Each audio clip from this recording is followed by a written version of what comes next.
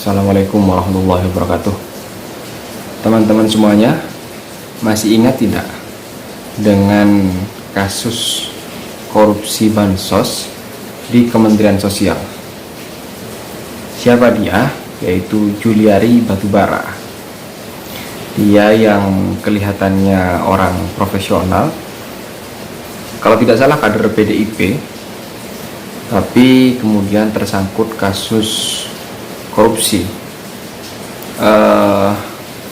Dulu ketika masanya Soeharto, masanya Gus Dur, kalau tidak salah Kementerian Sosial itu sempat dibubarkan ketika diwawancara oleh Kik Endi. Kenapa kok dibubarkan, Gus? Kementerian Sosial ini kan ini sangat berguna untuk masyarakat, katanya. Jawabannya Gus Dur, ya karena di sana banyak koruptornya. Lalu dijawab lagi sama Andi Noya, kalau memang banyak korupsinya, kenapa kok tidak kalau di sana menjadi sarang tikus, kenapa kok tidak tikusnya yang ditangkap? Jawabannya Gus Dur, karena tikus sudah menguasai lumbungnya. Lah, di sini lagi-lagi Kementerian Sosial itu ya seharusnya mengurusi rakyat, justru mengurusi perutnya sendiri, dan itu dilakukan oleh menterinya, yaitu Juliari Batubara.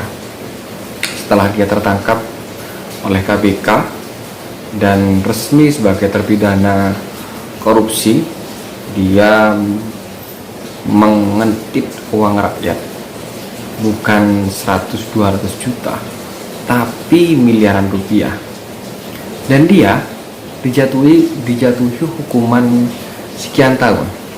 Anehnya lagi, mendapatkan keringanan karena dia mendapat celaan dan hinaan oleh masyarakat. Ini keadilan seperti apa itu? Hukum yang seperti apa? Karena dia dicela terus kemudian dihina, bisa mendapatkan keringanan hukuman. Ini aneh, ini negara ini sungguh aneh. Nah, baru-baru ini Juliari Batubara itu mendapatkan potongan pidana, ya walaupun sedikit sih, kalau tidak salah 1 bulan ketika hari Natal kemarin. Memang beritanya tidak viral, tidak seviral kasus Sambo lah, tapi ini lumayan menyita perhatian publik. Karena kenapa? Ya secara tidak langsung remisi yang diberikan kepada Juliari Batubara ini melukai hati rakyat Indonesia. Karena kenapa? Ya seharusnya hukuman pidana bagi koruptor itu memberikan efek jera.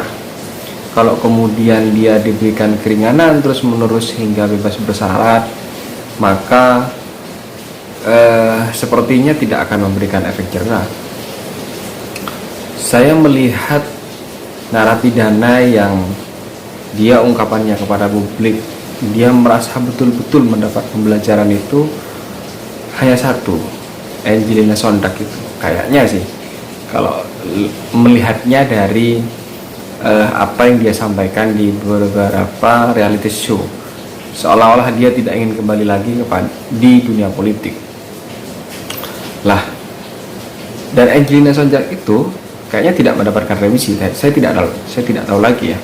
Tapi yang menyakitkan ini Juliari Batubara ini, dia sudah korupsi bantuan untuk warga miskin, untuk rakyat tidak mampu, mereka yang sehari-harinya kesulitan untuk makan, mereka yang sehari-harinya jangankan untuk bermain gadget, jangankan untuk nonton TV, dia makan hari ini masih harus mencari, kadang harus mengganjal perutnya karena rasa lapar.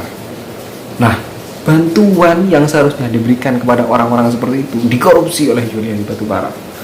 Kurang ajar tidak? Dan hari ini banyak memberitakan, bisa dicari di Google, dia dapatkan remisi 1 bulan. Dan sebelum Juliari Batubara ini, banyak sekali narapidana korupsi itu bareng-bareng kayaknya. Mereka janjian mendapatkan remisi dan bebas.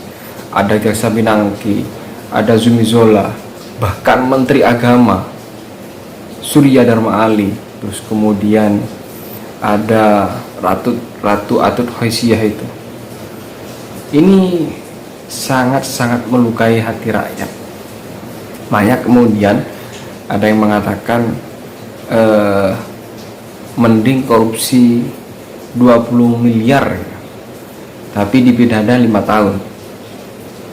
Ya masih berarti banyak. Bayangkan kalau kita sebagai warga jelata, masyarakat jelata yang mungkin kira-kira pendapatannya 1 bulan 2 juta lah ya, 2 juta untuk setingkat.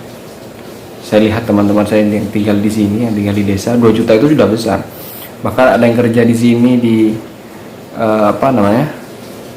kerja di pusat pembelanjaan, itu 1 bulan cuma digaji di honor 1.200.000.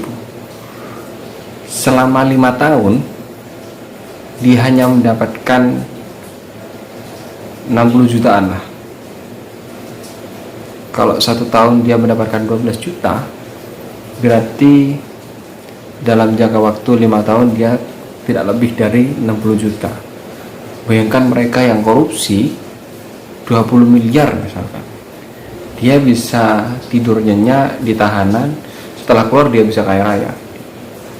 Itu pun belum 10 miliarnya untuk nyogok ini sehingga pidananya dipotong, tahu-tahu 1 tahun sudah bebas. Dia masih profit 1 miliar, 10 miliar. Kerja apa yang bisa mendapatkan uang dalam jangka waktu 1 tahun itu bisa mendapatkan 10 miliar? Gak ada, Pak. Sulit terutama bagi kami yang tinggal di pedesaan, terus kemudian sebagai jelata dengan serba keterbatasan lah. Ya bagi kami sulit, bukan berarti tidak mungkin ya, tapi sulit. Nah, kalau dipikir-pikir, daripada kerja tiap hari, berangkat pagi, pulang sore dengan honor 1.200.000 tiap bulan, kan mending korupsi. Kalau seperti itu ceritanya.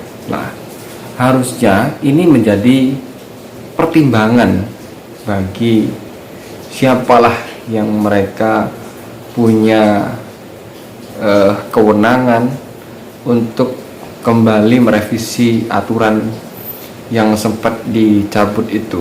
Kalau tidak salah PP nomor 99 tahun 2012 yang kemarin dicabut 2002 kemarin, Januari 2022, sehingga menjadikan banyak narapidana korupsi itu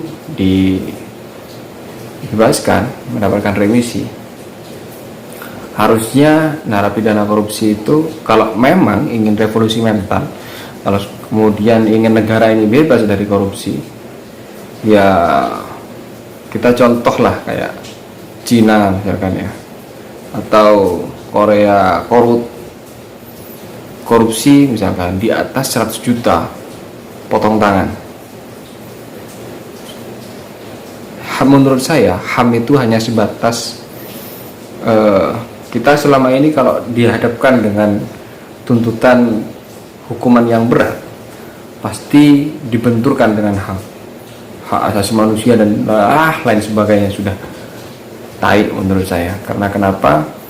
Ya itu sebetulnya dalih bagi politisi yang masih menginginkan untuk melakukan tindak pidana korupsi. Bagi mereka yang bersih dan berani bersuara harus dipotong tangan misalkan, harus dihukum mati, korupsi di atas 1 miliar dihukum mati, tembak. Mereka yang memang menjadi pejabat publik memang berniat untuk melayani.